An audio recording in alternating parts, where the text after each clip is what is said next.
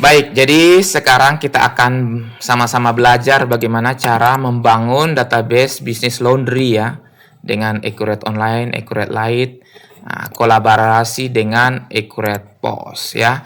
Jadi ini ada 3 aplikasi. Nah, yang akan kita gunakan sekaligus. Nah, oke.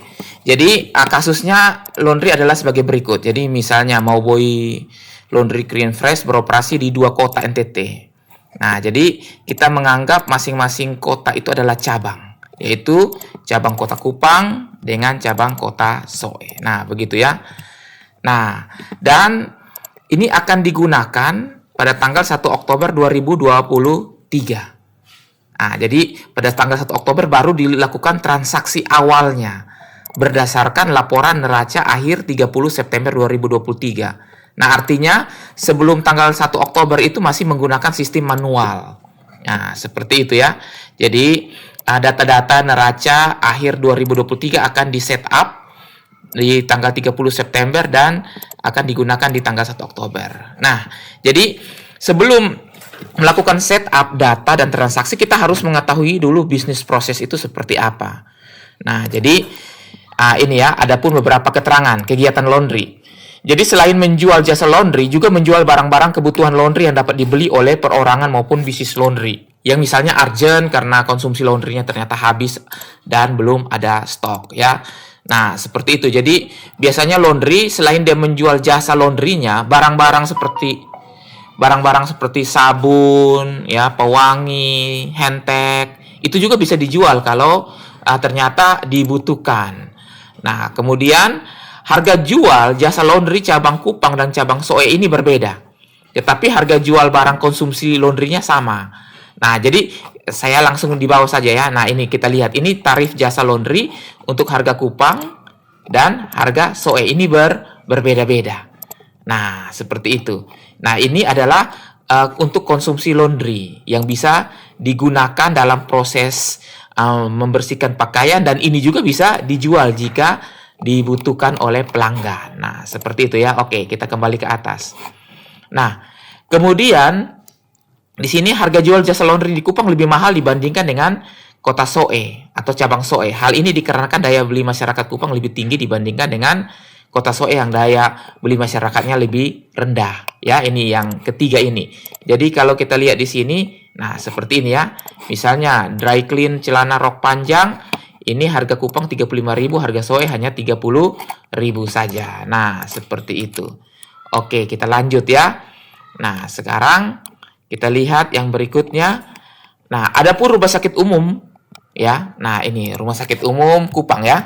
Nah, bekerja sama untuk jasa laundry di rumah sakit. Jadi, produk-produk infeksius ya, yang non infeksius itu dilakukan dengan teknis penanganan dan peralatan khusus. Nah, jadi kegiatan membersihkan produk rumah sakit ini hanya dilakukan di cabang Kupang saja. Jadi kalau kita lihat di sini, nah, ini dia ya. Infeksius dengan non infeksius itu hanya dilakukan di cabang Kupang. Dengan harga yang infeksius 11.750 per pieces, kalau non 8.500, hanya berlaku di cabang Kupang saja. Nah, seperti itu.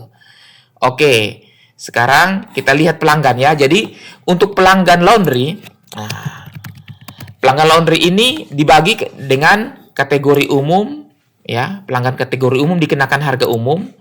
Nah, pelanggan dengan kategori member, baik pelanggan di cabang Kupang maupun cabang Soe mendapatkan diskon 5% dari harga laundry yang berlaku di masing-masing cabang. Nah, jadi harga laundry ini untuk pelanggan member akan mendapatkan diskon 5% baik di cabang Soe maupun cabang Kupang ya, itu contohnya.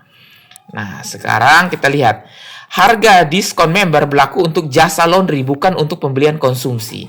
Nah, jadi diskon member yang 5% ini itu hanya berlaku untuk jasa laundry ini, pembelian jasa laundry saja, bukan untuk pembelian barang-barang konsumsi laundry ya, seperti plastik, rinso, deterjen, dan lain-lain.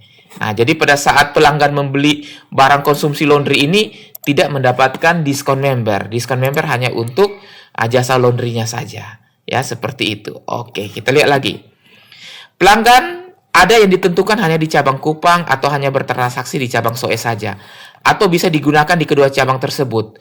Dan harga cabang akan berlaku apabila pelanggan bertransaksi di cabang tersebut. Nah, jadi begini. Sekarang saya buka dulu pelanggan ya. Pelanggan sekaligus Excel piutangnya. Nah, ini data-data yang bisa nanti kita download ya. Nah, jadi misalnya pelanggan Kupang Sani ya, Sani yang di atas ini. Nah, Sani ini ada 2 baris ya. Nah, jadi kalau kita lihat ID-nya sama. Nah, kenapa sama? Karena saldo awalnya berbeda. Jadi rupanya dia ada, Sani ini masih memiliki 2 faktur yang masih tertunggak ya, 11.000 dengan 12.000. Dan ini Sani sudah ditentukan dia hanya bisa transaksi di cabang Kupang saja. Nah, coba ya kita lihat itu cabang saldo ya. Dapat digunakan. Nah, ini. Jadi dipakai di cabang Kupang. Kalau kosong seperti baris 7 ini artinya bisa dipakai di dua-duanya. Nah, seperti itu. Jadi misalnya Sani ini dia ke Soe pasti tidak terdeteksi namanya di cabang Soe karena dia sudah ditentukan di cabang Kupang. Tetapi kalau yang nomor 7 yang kosong ini siapa nih? Nah, Rusdi dia mau ke cabang Kupang, cabang Soe pasti akan terdeteksi namanya di sana. Nah, seperti itu ya. Jadi ini cara untuk nanti kita akan bahas cara menyusun daftar pelanggan ini ya. Oke, ini saya tutup dulu. Jadi kita lanjut di profile dulu. Nah, jadi seperti itu ya. Ini aturan yang ketiga. Nah, untuk pelanggan. Nah, ini kategori barang dan jasa laundry itu ada dry clean, kiloan, konsumsi laundry, laundry khusus, rumah sakit dengan satuan ya. Jadi kalau kita lihat di sini di barang dan jasa. Nah, ini barang dan jasa, saya buka kategori barang ya. Nah, jadi kategori barang itu artinya pengelompokan. Nah, pengelompokan. Jadi ada jasa laundry itu induk ya, induk kategori yaitu dry clean, kiloan, laundry khusus, rumah sakit, satuan. Ini induknya jasa laundry. Sedangkan barang dagangan itu adalah konsumsi laundry. Nah, akunnya berbeda-beda. Nah, nanti ini kita bahas. Ini hanya sebagai gambaran awal saja ya. Nah, oke, seperti itu. Kita lanjutkan. Nah, kalau kita lihat berikutnya, ini adalah tarif jasa laundry-nya. Nah, jadi kode DC. DC itu singkatan dari dry clean 0102. Nah, ini unit pieces. Harga per pieces ya. Nah, ini untuk dry clean. Nah, satuan. Nah, ini untuk kiloan. Berarti unitnya adalah kilo. Nah, ya ini harga untuk cabang Kupang dengan cabang Soe. Nah, seperti ini. Sedangkan infeksius, non-infeksius ini hanya di Kupang saja. Di Soe tidak ada. Ya, untuk infeksius dengan non-infeksius. Oke. Nah, seperti ini. Kemudian, harga promo untuk jasa laundry tertentu. Jadi misalnya begini, Anda lihat untuk barang, ini jasa ya. Nah, untuk jasa dry clean celana rok panjang di atas 19 pieces, harganya 34.000 per pieces. Kalau dia ambil 20 pieces, maksudnya seperti itu ya.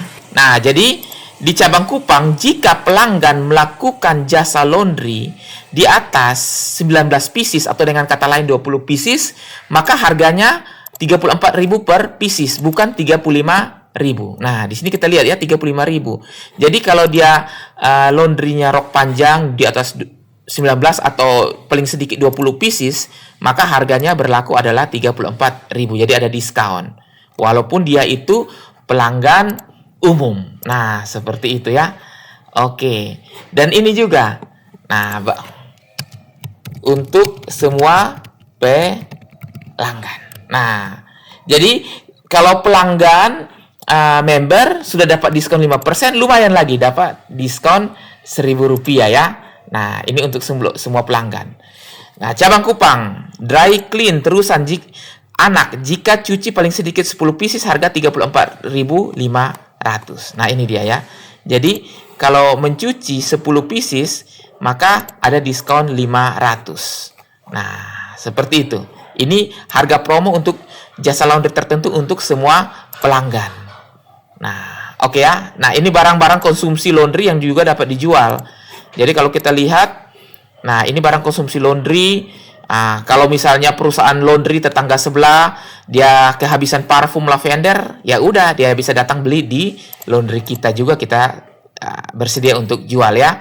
Nah, dan lain-lain. Nah, itu saya sudah buat dalam data Excel untuk barang konsumsi laundry-nya ini. Nah, nanti ini Excel akan kita bahas khusus cara pembentukan Excel-nya. Oke, sekarang untuk transaksi penjualan nanti kita menggunakan Accurate Light dengan Accurate POS ya, kolaborasi.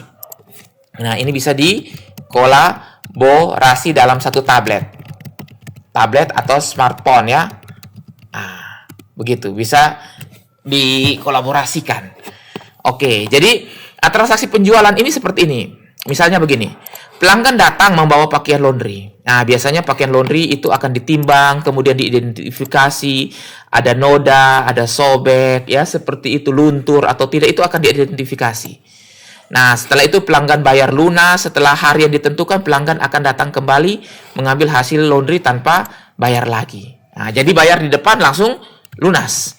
Nah, seperti itu ya, itu perlakuan yang pertama. Perlakuan yang kedua, pelanggan datang membawa laundry. Oke, ditimbang, diidentifikasi seperti tadi ya, luntur, sobek, dan lain-lain. Nah, pelanggan tidak membayar. Tapi setelah hari yang ditentukan, pelanggan akan kembali mengambil hasil laundry, kemudian dia bayar lunas. Ya, bisa juga terjadi seperti itu.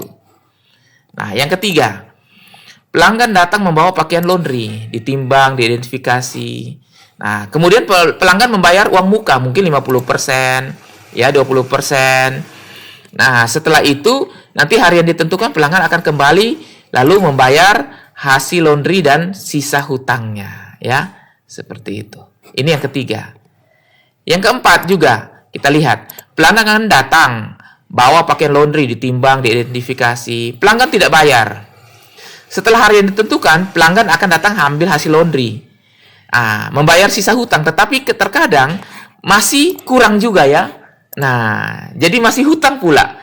Jadi, misalnya harganya 100.000. Nah, kemudian dia datang membayar, ternyata uangnya hanya 75.000. Nah, berarti dia masih hutang 25.000. Nah, seperti itu. Nah, ini pelanggan tertentu. Jadi, kalau untuk pelanggan tertentu, nah, pembayaran bisa sesuai dengan tempo. Misalnya rumah sakit, ya, setiap 7 hari atau 14 hari, atau sesuai waktu pembayaran supplier dari rumah sakit, misalnya setiap tanggal 14 atau 30 di akhir bulan. Nah, jadi pelanggan-pelanggan tertentu itu ada punya dispensasi khusus ya, yaitu dia dapat membayar sesuai dengan aturan pembayaran pemasok yang berlaku di pelanggan tersebut. Nah, jadi pelanggan juga dapat membeli barang-barang konsumsi laundry atau dijual kepada pihak laundry lainnya yang kebutuhan konsumsinya habis ya, seperti tadi saya bilang. Nah, jika barang-barang konsumsi laundry tetangga sebelah atau perusahaan laundry yang lain habis, mereka datang mau butuh, mereka bisa membeli konsumsi laundry ini di laundry kita. Nah, begitu ya. Sewaktu-waktu pelanggan dapat datang membayar panjar laundry sementara pakaian dikerjakan. Nah, jadi ini biasanya begini. Kadang-kadang pelanggan dia sudah menyerahkan laundrynya kepada kita. Tiba-tiba dia lewat depan nih, depan laundry. Dia ingat, oh ternyata saya ada punya laundry, saya ada punya duit nih. Daripada duitnya kepake, lebih baik saya bayar aja deh, panjar gitu. Atau dia mau DP, nah silakan. Seperti itu ya, bisa juga. Walaupun pakaiannya belum selesai dikerjakan. Nah, pakaian yang sudah di-laundry dapat di-delivery ke lokasi pelanggan secara gratis dalam kota, dan luar kota akan dikenakan tarif delivery sesuai jarak tempuh kurir dari laundry. Nah, seperti itu ya. Jadi biasanya dalam kota misalnya batas 5 kilo gratis. Tapi kalau di atas 5 kilo, maka kita akan kenakan sesuai dengan jarak. Nah, pelanggan juga dapat memesan kurir sendiri untuk mengambil pakaian hasil laundry. Misalnya dengan menggunakan GoSend, ya Gojek dan lain-lain. Nah, ini dia ya. Jadi itu bisnis prosesnya, profile dari laundry yang kita harus paham sebelum kita membangun database bisnis laundry ini. Nah, setelah kita paham, barulah kita dapat membangun database Accurate online dari bisnis laundry. Nah, di sini saya sudah buat kerangka pembuatan database untuk bisnis laundry ya. Ini kita akan bahas di pembahasan kita selanjutnya. Ini ada 20 langkah untuk pembuatan database untuk bisnis laundry yang akan kita bahas dan akan kita bangun database Accurate online-nya.